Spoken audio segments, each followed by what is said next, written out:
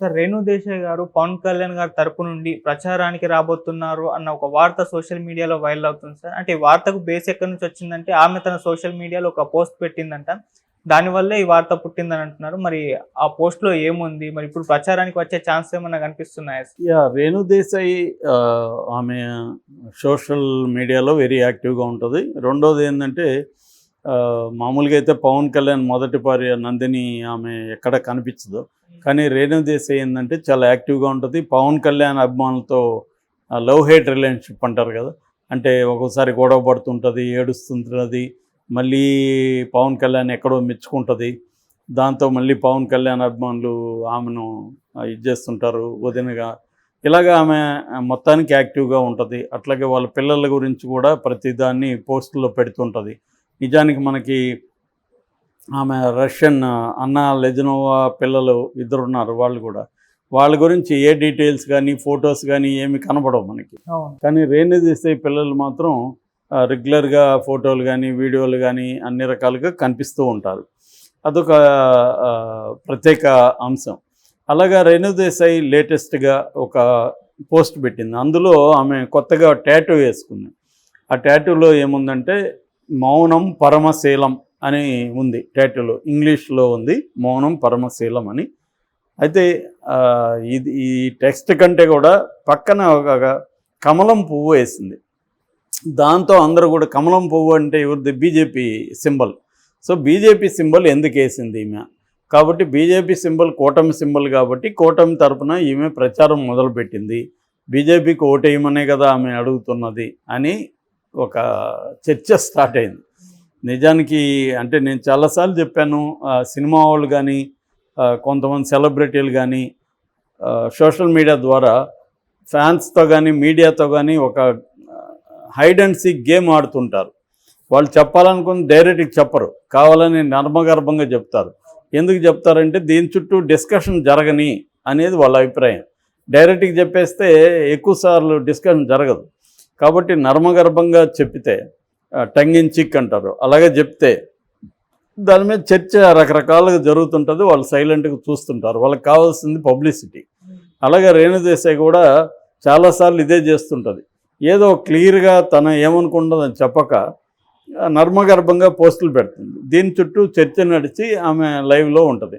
Maybe ఆమె మళ్ళీ సినిమాల్లోకి రావాలనుకోవడం, లేదా తన కొడుకుని సినిమాల్లోకి తీసుకురావాలనుకోవడం, ఇట్లాంటివేవో ఆమెకి అజెండాలో ఉన్నట్టుగా కనబడుతుంది. రెండోది ఏంటంటే జనరల్గానే కొంతమందికి సైకలాజికల్గా కూడా వాళ్ళు సోషల్ మీడియాలో కనపడకపోతే దిగులు, డిప్రెషన్ అన్నీ వస్తాయి. సోషల్ మీడియాలో ఉండాలి, దాన్ని వాళ్ళ పోస్టులను కానీ, వాళ్ళ ఫోటోలను కానీ వ్యాలిడేట్ చేయాలి జనం. చేయకపోతే కూడా వాళ్ళకి దిగులు వస్తుంది. ఎక్కువ లైక్ లేకపోయినా, కామెంట్ లేకపోయినా కూడా దిగులు వస్తుంది అనమాట. అంటే they compare with others also. ఇటువంటి ఒక సోషల్ మీడియా సిండ్రోమ్ అనేది బాగా జనాల్లో ఎక్కువైపోయింది. సో అలాగే ఈమె పెట్టింది. దీంతో ఈమె ఎలక్షన్ క్యాంపెయిన్కి వస్తుంది అనేది చెప్తున్నారు. ఎందుకంటే అంతకుముందు కూడా పవన్ కళ్యాణ్ మెచ్చుకుంటూ ఆమెకు పోస్ట్ పెట్టింది. అతను నిస్వార్థపరుడు, డబ్బులు అంటే పార్టీతో ఇదంతా. దాంతో వైసీపీ సోషల్ మీడియా ఆమె మీదకి విరుచుకుపడ్డారు. మా అంత నిస్వార్థపరుడైతే చంద్రబాబు అయిపోయి ఎందుకున్నాడు పార్టీ పెట్టినప్పటి నుంచి? ఇలాంటివో రకరకాల ప్రశ్నలు వాళ్ళు వేయడం మొదలుపెట్టారు. సో దాంతో ఆమె వెనక్కి వెళ్ళాల్సి వచ్చింది. అంటే ఆమె పవన్ కళ్యాణ్ అభిమానుల దగ్గర తిట్లు తింటుంటుంది, పవన్ కళ్యాణ్కి వ్యతిరేకులైన వాళ్ళ దగ్గర తిట్లు తింటుంటుంది. సో జనరల్గా అది దానివల్ల ఆమె చాలా సఫర్ అవుతుంటుంది, బాధపడుతూ కూడా ఉంటుంది. కానీ అట్లని సైలెంట్గా ఉంటుందా? ఉండదు. మళ్ళీ సోషల్ మీడియాలో ఏదో ఒక పోస్ట్ పెట్టింది. ఇప్పుడు ఆమె టాటూ వేసుకుంది మంచిదే, దాన్ని వీడియో తీసి ఎందుకు పెట్టింది? తెలుసు కదా ఆమెకి ఇదంతా వస్తుందని, రావాలనే పెట్టింటుంది. సో ఆమె పెట్టింది మౌనం శీలం పరం అంటే అర్థం మౌనం అనేది బెస్ట్ క్యారెక్టర్ అని. అది అట్లా చాలా ఉన్నాయి. శీలం పరం ధర్మం అని, అంటే క్యారెక్టర్ ఇస్ ద బెస్ట్ వెర్చ్యూ. ఇట్లా రకరకాలుగా ఉంటాయన్నమాట. మామూలుగా టాటూలు వేసుకునే వాళ్ళు ఈ మధ్య ఎక్కువగా సాంస్క్రిట్ లాంగ్వేజ్ని వాడుతున్నారు, అందరికి అర్థం కాకుండా. తోమేమహం కావచ్చు, ఇట్లాంటి రకరకాల సాంస్క్రిట్ ఫ్రేజెస్ ఉంటాయి కదా, ఆ ఫ్రేజెస్ని వాళ్ళు ఎక్కువ వాడతారనమాట. సో అదొక మిస్టేక్గా ఉంటుంది, ఇంట్రెస్టింగ్గా ఉంటుంది అని. రెండోది అర్థం ఈజీగా తెలిసిపోకుండా అందరూ కూడా ఆలోచించాలి. మౌనం శీలం పరం అంటే ఏంటి అని గూగుల్లో వెతకడం ఇవన్నీ చేయాలి అనేది వాళ్ళ ఉద్దేశం. సో ఇలాంటివి ఆమె పెట్టుకుంది. మరి పువ్వు ఎందుకు పెట్టుకునేదంటే మామూలుగా కమలం అనేది బీజేపీ సింబల్ కావచ్చు, కానీ కమలం అనేది ఇండియన్ మైథాలజీలో ఇండియన్ సింబల్స్లో కమలం అనేది వెరీ ఇంపార్టెంట్. ఎందుకంటే లక్ష్మీదేవి కమలం మీద, లేకపోతే సరస్వతీదేవి కమలం మీద కూర్చోవడం, ఇలాగ కమలం అనేది ఒక ఇంపార్టెంట్ ఫ్లవర్ ఇండియన్ మైథాలజికల్ ఐకనోగ్రఫీలో. కాబట్టి అదేది బీజేపీకి అనేది చెప్పలేం మనం. ఆమె బీజేపీకి అయింది చెప్పుంటే ఆమె డైరెక్ట్గా చెప్పేది కదా. సో రెండోది ఆమెను క్యాంపెయిన్కి తీసుకొస్తాడా పవన్ కళ్యాణ్? తీసుకొస్తే ఇంక నా గొడవలు అవుతాయి. ఎందుకంటే ఈమెం మాట్లాడుతుంది కరెక్ట్గా తెలియదు. దీనివల్ల మళ్ళీ పెంట చేస్తారు అనవసరంగా. రెండోది ఆల్రెడీ పవన్ కళ్యాణ్ మీద వైసీపీ వాళ్ళు ఏమంటే ఇతను నిలకడ లేని వ్యక్తి, పార్టీలో నిలకడలేదు, పర్సనల్ లైఫ్లో కూడా నిలకడలేదు, భార్యను మారుస్తుంటాడు, అఫ్సేల్గా 3 భార్యలు ఉంటే అనఫ్సేల్గా చాలామంది ఉన్నారు అనే నెరేటివ్ని వాళ్ళు ఆల్రెడీ తీసుకొచ్చారు. ఇప్పుడు కానీ ఈమె వచ్చిందనుకో మళ్ళీ అవన్నీ బయటకు వస్తాయి, మళ్ళీ ఆ విషయాలన్నీ తీస్తారు, ఈమెని హర్ట్ చేస్తారు, పవన్ కళ్యాణ్ని దాన్ని ఉపయోగించుకొని మళ్ళీ చేస్తారు. ఈమె అనఫ్సేల్ భార్యని తీసుకొచ్చాడు, విడాకులు ఇచ్చిన ఆమెను తీసుకొచ్చాడు. నిజానికి అఫ్సేల్ భార్య ఏమైంది, ఆమెకు కూడా విడాకులు ఇచ్చేసాడా, విడాకులు ఇచ్చి మళ్ళీ రేణు దేశాయ్తో ఉంటున్నాడా, ఇలాంటి నెరేటివ్స్ అన్నీ వీళ్ళు తీసుకొస్తారు. ఇది అనవసరమైన పెంట అవుతుంది. కాబట్టి నాకు తెలిసి పవన్ కళ్యాణ్ అయితే ఆమెను తీసుకొచ్చే అవకాశం లేదు. కాకపోతే ఏంటంటే పవన్ కళ్యాణ్ స్టార్ క్యాంపెయినర్లు కూడా పెద్దగా ఎవరు లేరు. జబర్దస్త్ బ్యాచ్ ఉన్నారు, వాళ్ళేమో సరిగా మాట్లాడడం రాక, ఎందుకంటే వాళ్ళంతా స్క్రిప్ట్ ఇస్తే మాట్లాడడం అలవాటు అయిపోయింటుంది. సొంతంగా మాట్లాడాలంటే అంత ఈజీ ఏం కాదు. నీకు ఎవరో స్క్రిప్ట్ రాసి ఇవ్వాలి ప్రతి సందర్భంలో.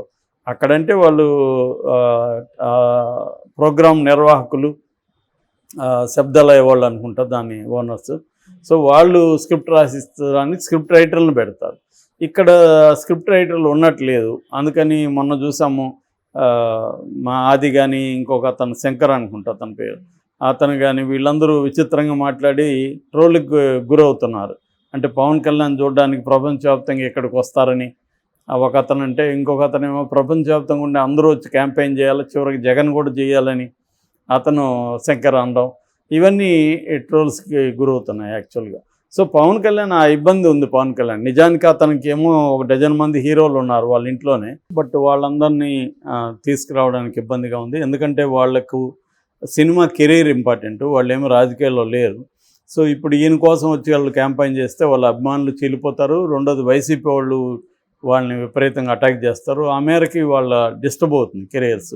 సో అందుకని చిరంజీవి గారు కూడా రావట్లేదు. చిరంజీవి కూడా ఏంటంటే నేను సినిమాలకే పరిమితం అని, రాజకీయాలకి రానని డిక్లేర్ చేశాడు.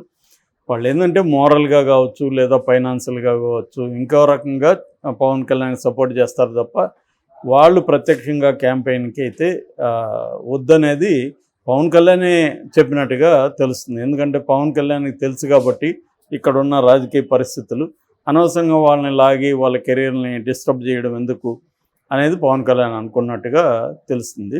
నిజానికి పవన్ కళ్యాణే స్టార్ క్యాంపెయినరు తెలుగుదేశానికి కూడా. కాకపోతే ఏంటంటే మంచి ఎండలో ఉండడం భయంకరంగా, దానివల్ల పవన్ కళ్యాణ్ ఎండలో కాసేపు తిరిగితే అతను హెల్త్ ఇష్యూస్ వస్తున్నాయి. అందువల్ల తను తెలుగుదేశానికి గట్టిగా ఉపయోగపడలేకపోతున్నాడు, జనసేనకు కూడా ఉపయోగపడలేకపోతున్నాడు. ఇటువంటి ఇష్యూస్ ఉన్నాయి. సో ఈ కాంటెక్స్లో రేణు దేశాయిని క్యాంపెయినర్గా దింపుతారని నేనైతే అనుకోవట్లేదు. దింపితే మాత్రం రకరకాల ఇష్యూస్ వస్తాయి. ఒక ఆయుధం దొరికినట్టు అవుతుంది వైసీపీ వాళ్ళకి.